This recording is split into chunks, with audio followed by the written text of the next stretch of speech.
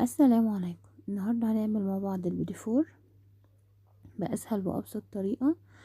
يلا مع بعض نشوف المكونات والمقادير. دلوقتي معانا معانا زبدة. معايا كيلو ونص زبدة. أنا هعمل مقدار النهاردة 2 كيلو دقيق، فال2 كيلو دقيق بياخد كيلو ونص زبدة، يعني بمقدار 750 جرام زبدة. تمام. الكيلو دقيق بياخد 750 جرام دي زبدة، 300 جرام سكر، و4 بيضات. تمام. معايا 2 كيلو دقيق. انا مستخدمه المره دي نوع اسمه الاصيل. دلوقتي معايا بقى نستخدم يا اما المضرب يا اما العجان، يا اما لو مفيش ده او ده في طبق بايدينا، بكف ايدينا كده نروح فاردين ايدينا كده وندعك كويس جدا في الزبده. هو هياخد مننا وقت بس برضو هيقوم بالغرض، برضو عادي مفيهاش اي مشكله. تمام. هنحط كميه الزبده كلها. دلوقتي انا حطيت النص كيلو، وبعد كده هحط كمية الكيلو كمان. تمام. معايا قالب ونص، يعني كيلو ونص. هنضرب كويس جدا بقى لحد ما الزبدة تلين. المهم ان احنا لما نيجي نحط الزبدة منحطهاش مجمدة قوي ولا سايحة قوي، ان هي تكون بدرجة حرارة الغرفة، اللي هي تكون باردة شوية وفي نفس الوقت اللي هي ايه لينة. تمام، يعني تكون لينة كده حلو. نحطها تنضرب لحد ما قوامها يهيش كده وتبقى كويسة جدا. تمام. بعد ما لينت الزبدة وخليتها قوامها يهيش، حطيت كمية السكر بقى خلاص، وهقلب الكمية كويس جدا في العجان لحد ما تختلط. احنا لما نيجي نستخدم السكر نستخدمه بودر، مش نستخدمه حبيبات. بس لو متوفر عندنا حبيبات برضه عادي، بس هيغلبنا شوية في الخليط لحد ما يدوب في المكونات يعني وكده. تمام. هنغلط كويس جدا لحد ما القوام يمتزج ويخش المكونات كلها في بعضها. دلوقتي هنزل بالبيض بتاعنا، يعني كيلو الدقيق بياخد 4 بيضات، فانا هنزل دلوقتي اول 4 بيضات كده. لحد دلوقتي احنا كده عملنا مقدار للكيلو اللي هي ال4 بيضات، انما عشان المقدار 2 كيلو فهننزل ب8 بيضات. تمام. انا حاطه في بوله، اللي هي في بوله صغننه كده، حاطه فيها 4 بيضات وعليهم نص معلقه فانيليا. انا استخدمت للمقدار ال8 بيضات معلقه فانيليا صغيره. تمام. هنقلب كويس جدا بقى كده بالكف. انا استخدمت الكف كأنه زي كف ايدينا عادي، انما احنا لو ما عندناش عجان ممكن نستخدم مضرب الكهرباء، ممكن نستخدم كمان كف ايدينا عادي. زي ما انتم شايفين كده انا نزلت اول 4 بيضات، بعد كده نزلت بالاربعه التانيين وهنمزجهم بقى كويس جدا.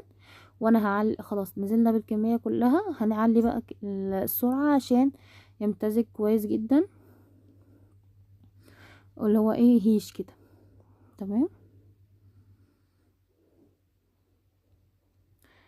بعد ما خلصنا كده هنعمل هننزله بقى في بولة. يعني انا مش هستخدم مش هحط الدقيق في العجان كمان، عشان آه العجان صغير عندي. فاحنا لو العجان عندنا كبير ممكن نستخدم العجان ان احنا نشيل المكونات كلها كاملة. تمام. بعد ما خلصنا اهو، نزلت بالكمية بتاعتي في البولة بتاعتي الكبيرة الغويطة، كمية الزبدة يعني. تمام. هنزل عليها بأول كيلو دقيق، هروح نخلاه. هو النخل ده بيبقى اول حاجة نضافة للدقيق، حتى لو كان مغلف برضو اضمن لنا يعني. وكمان بيدي فراغات هوا كده في الدقيق، فبيخليه احسن يعني. تمام. كده انا دخلت كيلو دقيق، وهنزل كمان، بس هقلب ده الاول وبعد كده هنزل بالكيلو التاني. تمام. هنقلب بقى دلوقتي، هقلب بالسباتيولا الاول، بعد كده هتدخل بايدي لان الكميه كبيره ما شاء الله، فالسباتيولا مش هتقدر، يعني تحس انها مايعه في نفسها كده فما بتعملش. تمام.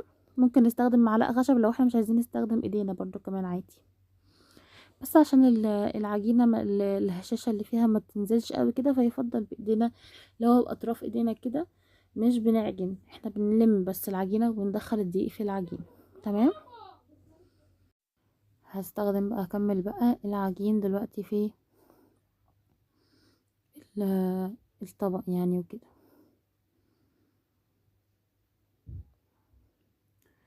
زي ما انتم شايفين كده دي العجينة بتاعتنا. العجينة دي تنفع نستخدمها للمكنة وينفع نستخدمها للكيس. تمام.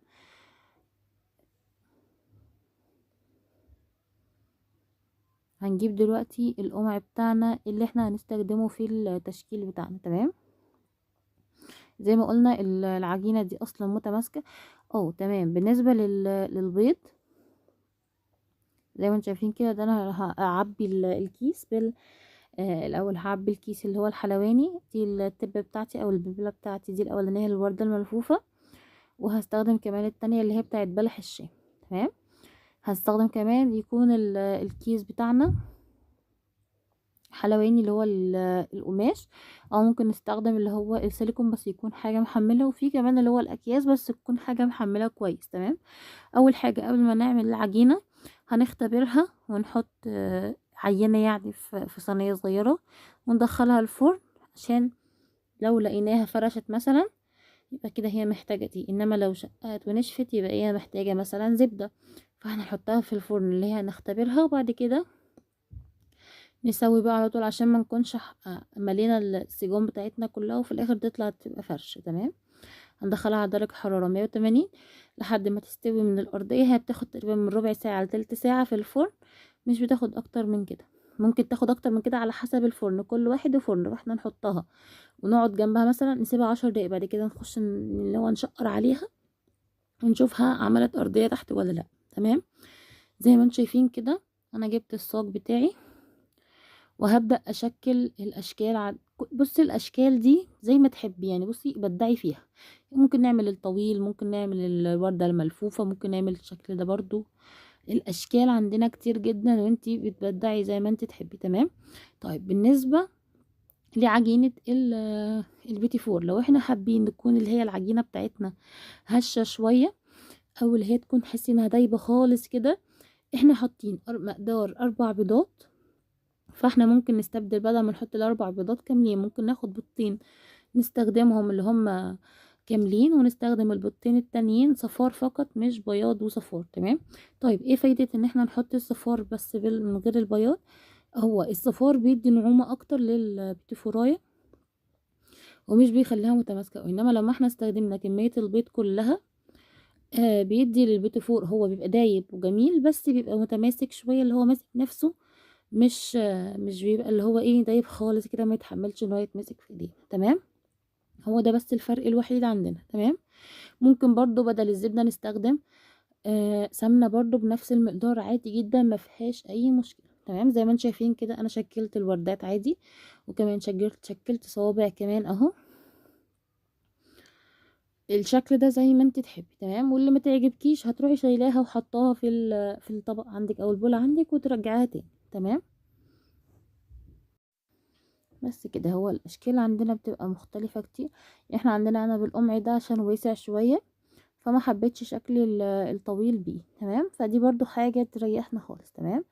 انا كده خلصت. احنا بقى الحشو بتاعنا اللي احنا ممكن نحشي بيه البوتي فور ايه، احنا ممكن نستخدم زي ما انا عامله كده شوكولاته، انا مسيحاها، انا مستخدمه 400 جرام في كل نوع. وبعد ما خلصت 400 جرام انا احتجت كمان، يعني انا جايبه عامله حسابي في من كل نوع 3 قوالب 200 جرام، فانا استخدمتهم كلهم عامه يعني. تمام. مقدار ال2 كيلو دقيق بيطلع لنا ما شاء الله بيطلع لنا 5 كيلو بيتي فور اللي هو المتساوي. تمام. ممكن يزود ان الكمية تزاد كمان شوية بعد ما نحنا نشكله ونحشيه. زي ما انتم شايفين كده ما شاء الله دايب وجميل، وفي نفس الوقت متماسك، مش اللي هو تحس ان هو تمسكيه كده اللي هو ايه اللي هو يفرفط خالص كده يتحملش اللي هو احنا نمسكه. تمام. بس زي ما انتم شايفين كده ما شاء الله جميل جدا وطعمه خفيف جدا وحلو جدا. تمام. هنجيب دلوقتي بقى لما نيجي نشكل بنشكل بالشوكولاتة، وبعد كده اللي هو انا بحشي بالشوكولاته. احنا ممكن نحشي بالنوتيلا وممكن نحشي بالمربى زي ما تحبي، انما الفرق بين الشوكولاته والنوتيلا والمربى ان المربى بعد فتره بترطب البيتيفوراي وتخليها طريه، انما الشوكولاته بتخليها متماسكه، ونفس الكلام في النوتيلا برضو بتخليها متماسكه اللي هي ما بتنشفش. تمام. برضو التشكيل ده زي ما تحبي، يعني انا بحب الشوكولاته البيضاء والشوكولاته اللي هي الغامقه، ممكن نستخدم شوكولاته بحليب كمان. تمام. برضو زي ما تحبي تشكلي، انا بشكل من جوه ومن بره بشوكولاته. ممكن نجيب النوتيلا ونشكل بيها برضو عادي. احنا بنجيب برضو الكلام ده ونحطه في صينيه لحد ما تنشف الكميه، وبعد كده بنعبيها في العلبه اللي احنا هنخزن فيها الكميه. مهم ان احنا نحطه في علبه محكمه الغلق عشان ما يطراش مننا بسرعه. زي ما انتوا شايفين كده ما شاء الله، دي عينة بصراحة من الكمية اللي اتعملت. ما شاء الله مطلع معايا 5 كيلو او 5 كيلو وشوية كمان، ممكن 5 كيلو ونص كمان، وممكن اكتر. انا ما وزنتش بعد ما زينت بصراحة، بس انا وزنت قبل ما ازين، وكان مطلع معايا ان شاء الله 5 كيلو بيتي فور. تمام، ما شاء الله جميل وكويس جدا وحلو. هتعتمديه بعد كده في العمايل ان شاء الله. وكل سنة وانتم طيبين. وما شاء الله خلاص كده احنا خلصنا نواعم العيد. ان شاء الله السنة الجاية نعمل حاجات اكتر. لو عجبكم الفيديو ما تنسوش الاشتراك في القناة وتفعيل زر الجرس عشان يوصلكوا كل جديد، وتحطوا لي لايك. والسلام عليكم ورحمة الله وبركاته.